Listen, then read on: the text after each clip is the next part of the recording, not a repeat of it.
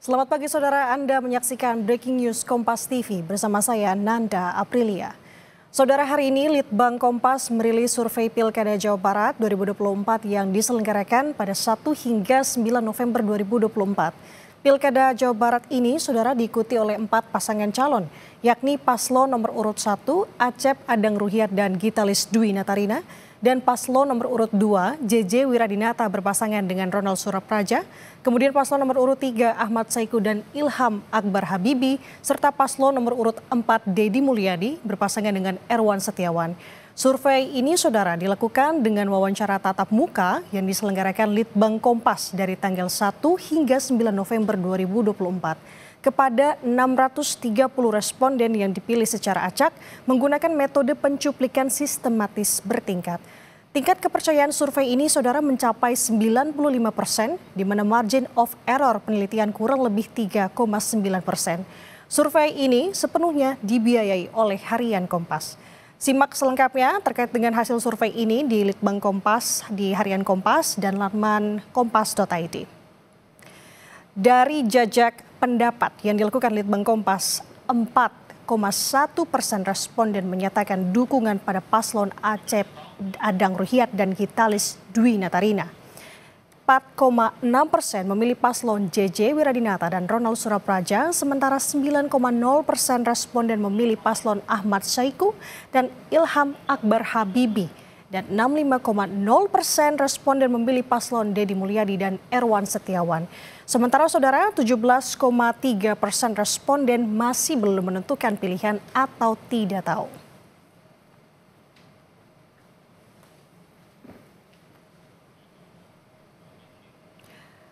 Kemudian survei Litbang Kompas juga memperoleh data sebaran dukungan pemilih sejumlah parpol di Pilkada Jawa Barat 2024, saudara. Mulai dari pemilih Partai Kebangkitan Bangsa, Partai Gerakan Indonesia Raya atau Gerindra, Partai Demokrasi Indonesia Perjuangan atau PDIP, Partai Golongan Karya, Partai Nasional Demokrat, Partai Keadilan Sejahtera, Partai Amanat Nasional, dan Partai Demokrat.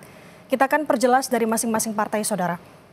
Sebaran dukungan pemilih dari PKB di Pilkada Jawa Barat ini sebanyak 16,7% responden memilih pasangan nomor urut 1, kemudian 2,8% responden memilih paslon JJ Wiradinata dan Ronald Surapraja, lalu 13,9% responden memilih pasangan nomor urut 3 Ahmad Saiku dan Ilham Akbar Habibi, dan 5,6% responden memilih paslon Dedi Mulyadi dan Erwan Setiawan.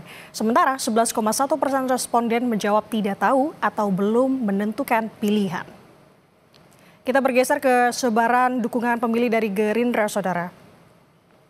Di Pilkada Jawa Barat 2024, saudara, sebanyak 1,9% responden memilih paslon Acep Adang Ruhyat atau berpasangan dengan Gitalis. Kemudian 4,5% responden memilih paslon nomor urut 2 JJ Ronald.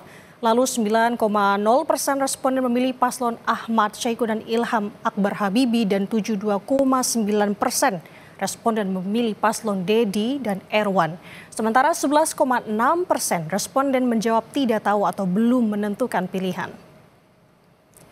Selanjutnya kita ke sebaran dukungan dari pemilih Partai Demokrasi Indonesia Perjuangan di Pilkada Jawa Barat 2024. Sebanyak 0% responden memilih paslon Acep dan Gita. Kemudian 10,6% responden memilih pasangan nomor urut 2 JJ Ronald. Lalu 1,5% responden memilih pasangan Ahmad Saiku dan Ilham Akbar Habibi. 77,3% responden memilih paslon Dedi Erwan. Sementara 10,6% responden menjawab tidak tahu atau belum menentukan pilihan. Kita bergeser ke pemilih dari partai selanjutnya, saudara. Dari Partai Golongan Karya, kita melihat di sini untuk pasangan nomor urut 1, yakni responden memilih pasangan Acep dan Gitalis sebanyak 3,4%. Dan pada pasangan nomor urut 2 di sini, JJ dan Ronald 4,5%, sedangkan Ahmad Saiku dan Ilham Akbar Habibi 3,4%. Untuk pasangan nomor urut 4 Dedi Erwan sebanyak 69,7%, sedangkan 19,1% ini masih belum tahu dan belum menentukan pilihan.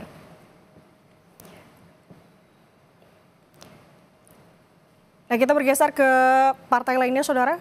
Dari Partai Nasdem di Pilkada Jawa Barat, Sebanyak 10,0% responden memilih paslon Acep dan Gita, kemudian 20,0% responden memilih paslon JJ Ronald, sebanyak 10,0% responden memilih pasangan Ahmad Saiku dan Ilham Akbar Habibi, 55,0% responden memilih Dedi dan Erwan, sementara 5,0% responden menjawab tidak tahu atau belum menentukan pilihan. Kita bergeser ke partai lainnya, saudara, dari Partai Keadilan Sejahtera di sini atau PKS, di mana kalau di Pilkada Jawa Barat sebanyak 4,6% responden memilih paslon Acep Adang dan juga Gitalis Dwi Natarina, kemudian 1,5% responden memilih JJ Ronald, lalu 29,2% responden memilih pasangan Ahmad Saiku dan Ilham Akbar. 50,8% responden memilih paslon Dedi Mulyadi dan Erwan, sementara 13,8% responden menjawab tidak tahu atau belum menentukan pilihan. Kita ke sebaran dukungan pemilih dari partai selanjutnya, saudara. Dari Partai Amanat Nasional, di sini 0% pemilih pemilih 0% untuk memilih pasangan nomor urut 1 Acep dan Gitalis. Kemudian sama dengan halnya untuk paslon nomor urut 2, kita bergeser ke paslon nomor urut 3. Di sini sebanyak 4,5% memilih pasangan Ahmad Saiku dan Ilham Akbar Habibi. Sementara untuk pasangan nomor urut 4 Dedi Mulyadi dan Erwan Setiawan di angka 81,8%, sisanya 13,6% tidak tahu atau belum menentukan pilihan.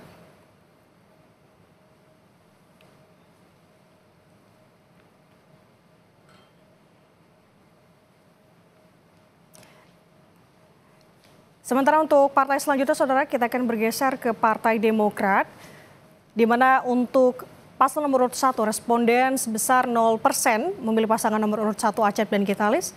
Dan untuk pasangan nomor urut 2 sama, sementara untuk pasangan nomor urut 3 Ahmad Saiku dan Ilham Akbar Habibi di angka 5,3%. Untuk paslon nomor urut 4 Dedi Erwan sebesar 78,9%, sementara untuk yang masih belum menentukan pilihan dan juga masih belum tahu sebesar 15,8%. Dan kita akan membahasnya bersama dengan peneliti Litbang Kompas terkait survei Pilkada Jawa Barat 2024 bersama dengan Rangga Eka Sakti, peneliti Litbang Kompas. Kita akan mengundangnya bersama dengan kami. Kita akan bahas dan kulik-kulik bersama. Selamat pagi Mas Rangga. Selamat pagi Mbak Nani. Sehat Mas? Sehat, alhamdulillah. Sebelumnya terima kasih sudah bersama dengan kami di studio Kompas TV.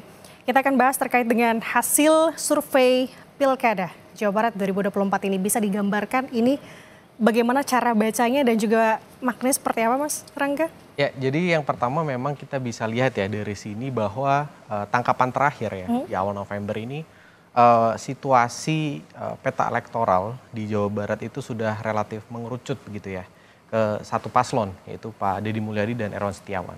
Memang ketika kita lihat juga yang belum menentukan atau tidak menjawab ya tidak tahu itu sudah relatif kecil ya, 17,3%. Ini kurang lebih mirip dengan angka orang-orang yang mungkin tidak memilih atau golput di pilkada sebelumnya. Jadi kalau kita lihat memang sudah relatif lebih firm lah menjelang pemilu. Oke. Ini kalau kita bisa melihat angka untuk pasangan nomor urut 4, Dedi dan Erwan ini lebih tinggi dibandingkan dengan ketiga paslon lainnya. Kenapa bisa demikian Mas Rangga? Ya tadi mungkin salah satu puzzle untuk menjawab pertanyaan itu ya. Yes. Itu di bagian tadi bagaimana sebaran konstituen dari partai-partai pengusung ini tersebar gitu. Okay. Kalau tadi kan kita lihat memang pertama Pak Dedi dan Pak Erwan ini kan didukung oleh koalisi yang relatif besar begitu ya. Koalisi Kim 9 partai dan di dalamnya ada partai-partai yang suaranya di pemilu legislatif Provinsi Jawa Barat kemarin itu relatif tinggi ya. Nah dari situ suara yang mengalir ke Pak Dedi Mulyadi dan Erwan Setiawan ini relatif solid begitu ya. Tadi di partai pengusungnya sendiri itu mayoritas jadi di atas 50% sudah mengarah ke paslon tersebut gitu. Dan ini trennya memang agak sedikit berbeda dibandingkan dengan paslon-paslon lain begitu. Kalau kita lihat memang Pak Acep Adang Ruhyat dengan Ibu Gitalis ini kan hanya diusung oleh satu partai begitu, PKB, dan sama juga dengan Pak JJ dan Pak Ronald yang didukung oleh PDIP saja begitu. Nah ini sudah didukung oleh satu partai, dukungan dari konstituen mereka pun relatifly kurang solid begitu ya, mengalir ke masing-masing paslon. Yang menarik juga adalah bagaimana pasangan nomor urut 3 ini ya, Pak Ahmad Saiku dengan Ilham Habibie ini yang juga relatif sulit untuk mengonsolidasi basis suara mereka begitu. Oke, yang menarik di Pilkada Jabar ini kan, apalagi kalau kita berbicara terkait dengan Kimples, di sini kan memang mereka punya jagoannya masing-masing begitu. Tapi tadi kalau melihat dari persebaran dari parpol sendiri, memang kebanyakannya lebih tinggi atau dibandingkan dengan ketiga paslon lainnya adalah untuk pasangan nomor urut 4 sendiri. Sebenarnya apa yang menyebabkan suara-suara ini mungkin bahkan di sebagai contoh misalkan di PKB itu juga ternyata menunggu pasangan nomor urut 4. Ini kenapa bisa demikian, Mas Rangga? Yang pertama memang kalau kita merujuk pada pemilu sebelumnya ya, itu Pilkada di Jawa Barat ini kan secara tradisional itu terutama 2018 ya, itu kan relatif cukup ketat lah begitu. Cukup ketat, waktu itu Pak RK dengan Pak UU itu kan 32%, dan disusul oleh Pak Ajat sama Pak Ahmad Saiku ya waktu itu 28%. Nah ini memang lanskap yang agak beda nih Mbak.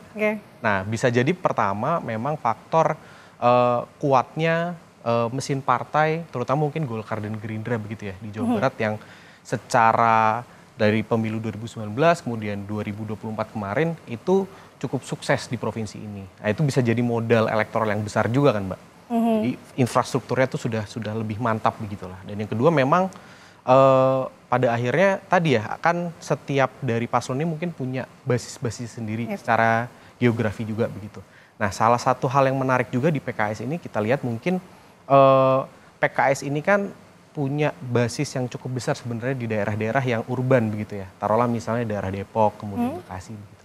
Nah mungkin di sini daerah-daerah yang secara tradisional itu sudah relatif kuat, nah itu belum, mungkin suaranya masih terbelah begitu di situ. Itu yang jadi alasan juga kenapa PKS ini suaranya relatif terbelah begitu ya, nggak utuh masuk ke Pak Ahmad Saiku dan Ilham Habibie.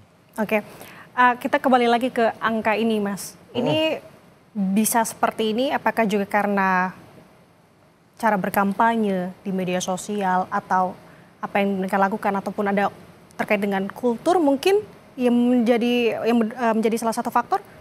Kalau misalnya kita coba lakukan pendalaman ya Mbak, kalau kita coba bandingkan antara tiap paslon dari hasil tangkapan kita, mungkin tadi belum ditunjukkan ya, tapi dari hasil tangkapan kita yang lebih agak dalam itu memang terlihat ada pendekatan yang berbeda dalam hal sosialisasi politik begitu ya. Di 3 paslon nomor 1, 2, 3 itu memang relatif lebih dominan di media luar ruang seperti baliho, kemudian spanduk begitu ya. Dan kemudian mungkin media yang lebih konvensional. Sedangkan di paslon nomor urut 4 ini Pak Dedi dan Pak Erwan itu pengenalannya, jadi sebagian besar dari masyarakat Jawa Barat itu mengenalnya justru lewat media sosial begitu. Nah ini juga mungkin karena Pak Dedi dan Pak Erwan ini relatif lebih aktif begitu ya. Dan bahkan sebelum masa kampanye dan masa pencalonan tuh sosok-sosok itu sudah relatif muncul begitu Mbak di media sosial. Oke, itu tadi ya, berarti di garis bawahi sepertinya untuk outdoornya ya malah lebih menarik mungkin untuk di masyarakat Jawa Barat. Nah kalau yang masih belum menentukan, yang tidak tahu menjawab, ini gimana nih Mas untuk kemungkinan untuk untuk apa namanya yang masih undecided ya, yang masih belum menentukan pilihan itu memang relatif tidak terlalu besar di sini ya kalau kita bandingkan dengan beberapa provinsi yang kita coba tangkap kemarin. Nah bisa jadi suara-suara yang belum terkonsolidasi ini ya, yang masih belum teryakinkan ini bagian dari masyarakat yang memang cukup kritis begitu ya. Mereka masih akan menunggu, nanti kan ada debat di tanggal 19 kalau nggak salah. Itu mereka masih menunggu kira-kira bagaimana debat itu berjalan, gagasan apa yang kemudian muncul, dan itu menjadi bahan pertimbangan mereka juga nanti ketika memilih. Tapi memang angka ini mungkin ya tidak akan terlalu jauh dari mereka yang bisa jadi tidak punya kesempatan untuk memilih nanti. Ya, resiko-resiko itulah. Nah oke, menarik. Nah setelah ini juga ada yang lebih menarik lagi nih tentunya, tapi kita tahan dulu saudara, tetap bersama kami di Breaking News Kompas TV.